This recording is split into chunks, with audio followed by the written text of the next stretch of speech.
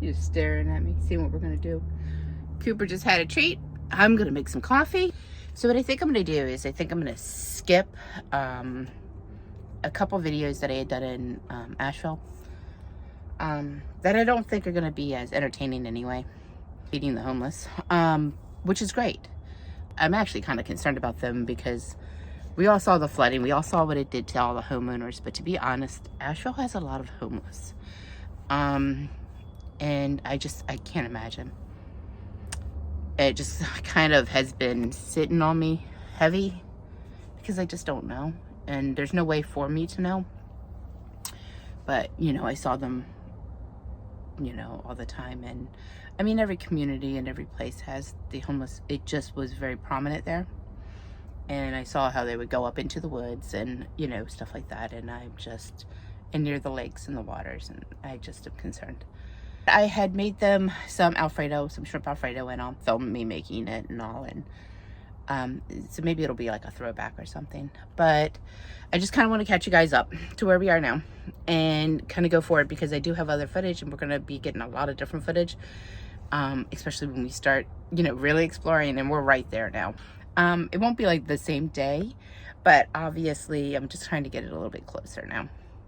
So I'm going to skip over those videos. The one question I did have that I still have, one of the guys, the days like when I would like, you know, be at the park or sitting and playing or taking walks with Cooper or doing whatever, I would always see him sitting in his car or sleeping in his car. Maybe he works nights. I don't know. He never talked to me. He kind of kept to himself and was honestly sleeping a lot in his car. So I also wanted to include him in the pasta. But every time that I would walk over to the vehicle to try to just, you know, because I was like knocking a little bit on the window, but I didn't want to startle him. So I was also talking. I'm like, excuse me, sir. Excuse me. I just wanted to see if you'd like some pasta. I've always fed people, honestly, even my house in a cul-de-sac with my neighbors in their homes, they would come to me, like even at like winter storms or something, you know, and I'd just cook on the grill and I'd cook for people. And I enjoy feeding people because I feel like food is love and it kind of goes back and forth. And it's just a way of caring, and a way of, you know, giving them something good to eat. So I didn't want to exclude him. What I did is I put it in a container with a lid and put it on his window. So that way when he first sat up, because he was sleeping in the driver's seat, so that way when he first sat up, he would see it. I wanted to ask him specifically if he wanted the pasta, because I made two different ones. One that didn't have the shrimp and mushrooms, just an Alfredo, and one that did have shrimp and mushrooms. And then just shrimp, because there was one that also had, you know what I mean, I portioned it out so that way. Because other people wanted, you know, some different things. I left it on the window with a fork. And I don't know if that's considered rude. Because I don't want to assume somebody wants anything that I want to give to them. I just don't want to think that, you know what, he could really have used that day. And just a nice meal. And I mean, I've had people give me a meal before, you know what I mean? Or buy me dinner or something. And it's always nice. It's always sweet. It's a great gesture. I just don't know how to do it. Like when I'm on the road and I'm making something, to be like, hey, you know, I kind of noticed you there and I was making this. I just wanted to see if you'd like to have some, which is kind of my approach to it. At the same time, I'm like, I don't want to assume they don't have something. But truthfully, I mean, it could be that he had a feast that morning and is sleeping it off. Or it could be that he's gone several days without food. I don't know. So, is it rude that I left the pasta in a container on the window? I mean, I don't know. It's a nice container. It's a little collapsible one and a lid and my actual fork. I didn't even have disposable forks. Good morning, everybody. What do you think, Cooper? Say good morning to everybody. Getting ready to take Cooper out to go potty. We just got up. I haven't even had coffee yet. We are leaving Asheville and we are heading north. Well, I guess right now we're heading west into Tennessee and then up north into Tennessee, just simply because that's the way that the route's taking us. So let's do it. Let's take Cooper for a little walkie first so he can go outside and go potty. What do you think? You want to go potty? Yeah. Okay, let's do it. Come on, let go. Doing your business, huh?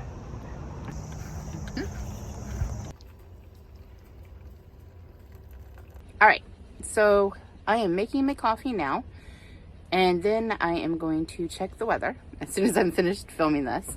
After I check the weather, I think we're going to try to make it as far into Virginia maybe as we can. There is a hurricane.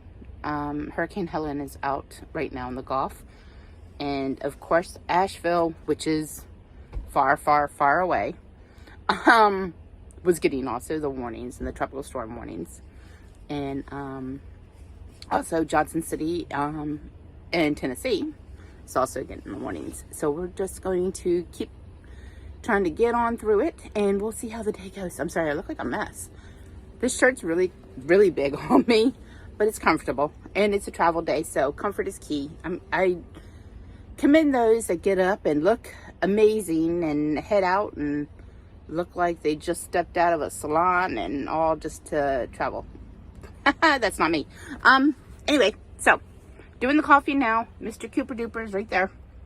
He jumps up in his seat after he has his walk because he knows it's pretty much time to go, but I made my coffee after the walk today, so it is now finished, and let's continue.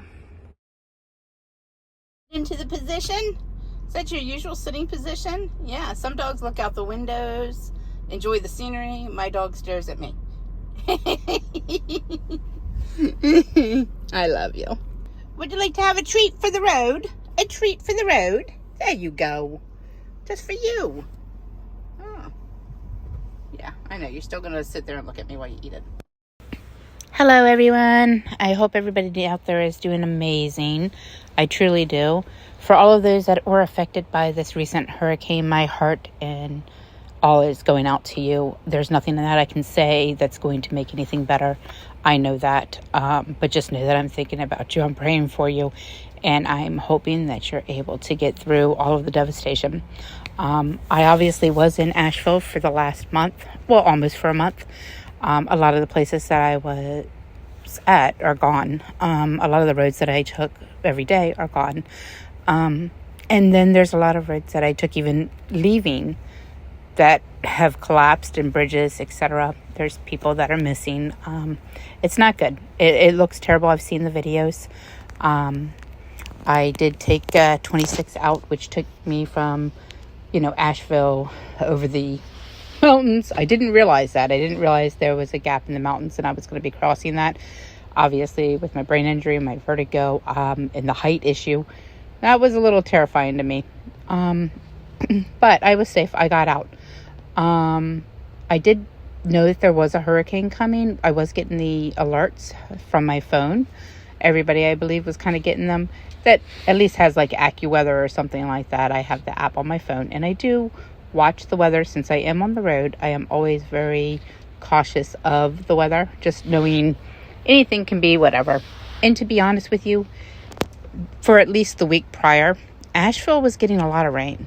Every single day and night it was raining. Before I left Asheville, they were already experiencing flooding. Nothing to the extreme of what the storm did. But I believe what happened is, I'm not a meteorologist, but from all of the recent rain that had been hitting the area for that last week, and then on top of that, have a hurricane come up with the amount of rain that added, it just made the perfect storm, unfortunately. That was devastating to all these towns. I had no idea that this could happen. I did get flood warnings. I was getting flood warnings in Asheville a week before on my phone. And I thought, hey, I'm from Florida. I left. I have nothing to worry about. And I thought just, a little bit of flood. I had no idea. But I just knew that it had rained a lot. And I just felt like, I just didn't feel right about staying in Asheville. I had actually considered going up to Lake Lure and then see Rainbow Bridge. And also, right there at Chimney Rock, because some people had told me how beautiful it was. And I thought, well, I can just go a little bit further north and wait it out. Thank God I didn't, because if you've looked at the news, it's essentially gone. And I can't imagine being in a vehicle or if I would even be alive at this point. So I'm still having a little bit of a hard time with that aspect of it, to be honest with you, because all of this sits heavy on me because I think of all those that I saw every day. I did time my driving in between all the storms. It was amazing how it kind of worked out. I didn't beat them all, as you'll see in the next couple of videos. Alright, so I just pulled over at a rest area because I'm hungry. I didn't eat anything this morning. I just had my coffee and hit the road. So, I'm going to make myself a little, like a chicken salad sandwich. And something to drink, some Sprite. Going to use this. Turn it into chicken salad. Just put my ice in here.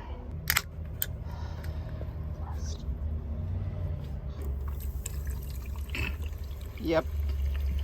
Can't do two things at once.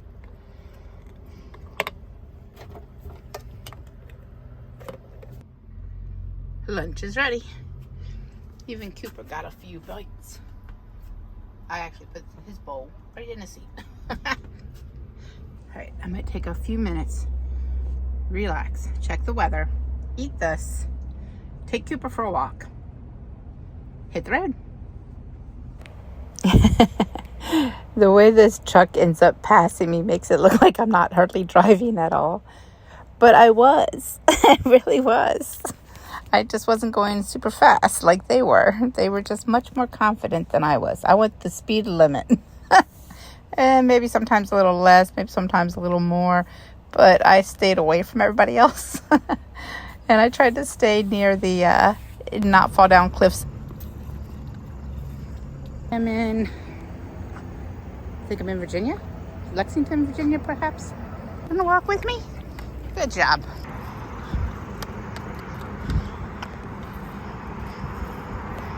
That's Interstate 81.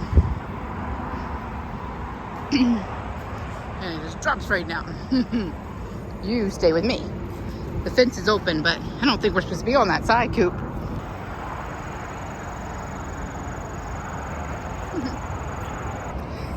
I'm over there. Go figure, right?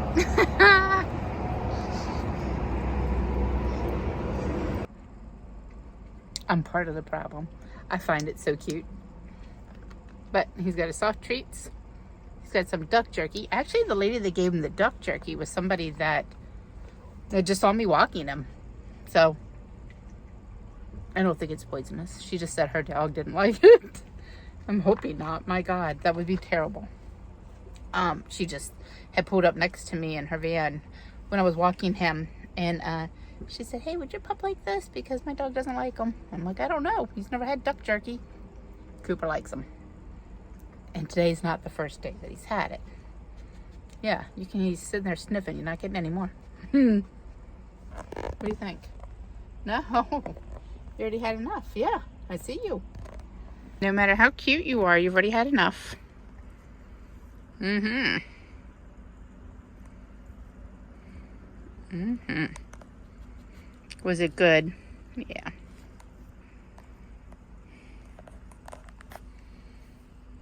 I gotta put it away now.